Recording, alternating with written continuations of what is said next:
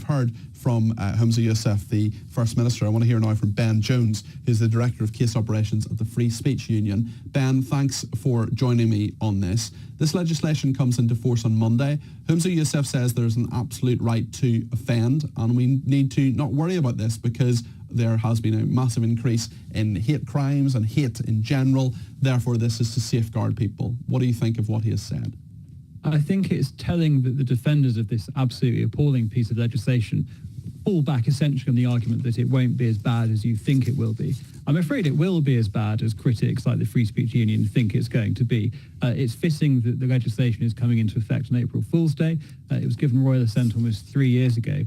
And in that time, the act, I should say now, is so unwieldy, so impractical, so overly zealous in the desire and the ambition to prosecute people for their beliefs, that the police have been saying we simply cannot bring this, we cannot enforce this piece of legislation. And even now, senior police officers in Scotland are saying that this is going to be used by vexatious complainants. I mean, my view is essentially that this is going to pour petrol on the already raging fire of cancel culture in Scotland. It is going to be a complete disaster.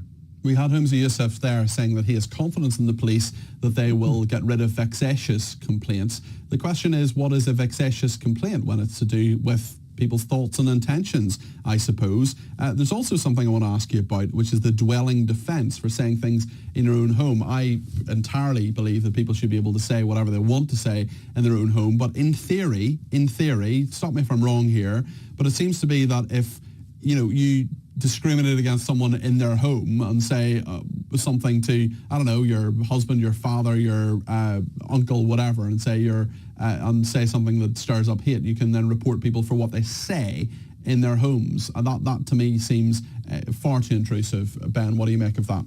That's correct. So the Act designates certain characteristics which are protected, so disability, religion, sexual orientation, age. So while removing the dwelling defence, as you've just said, it opens up scenarios where, for instance, somebody could call their husband a grumpy old git, or you could have a situation in which teenage children overhear their parents discussing the trans rights debate and agreeing with J.K. Rowling.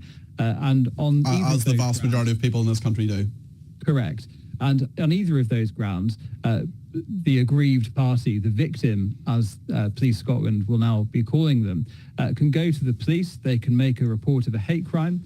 The maximum sentence under the Act is 7 years. Even if you are not prosecuted, a non-crime hate incident can be recorded against your name. That means you might, for instance, for starters, never know that an NCHI has been recorded against you. You might only discover it when you apply for a job that requires an enhanced DBS check. For instance, if you want to volunteer or work with children or vulnerable people, and you might find then that you can't take the job, that a job offer is lost because you have this non-crime hate incident recorded against you.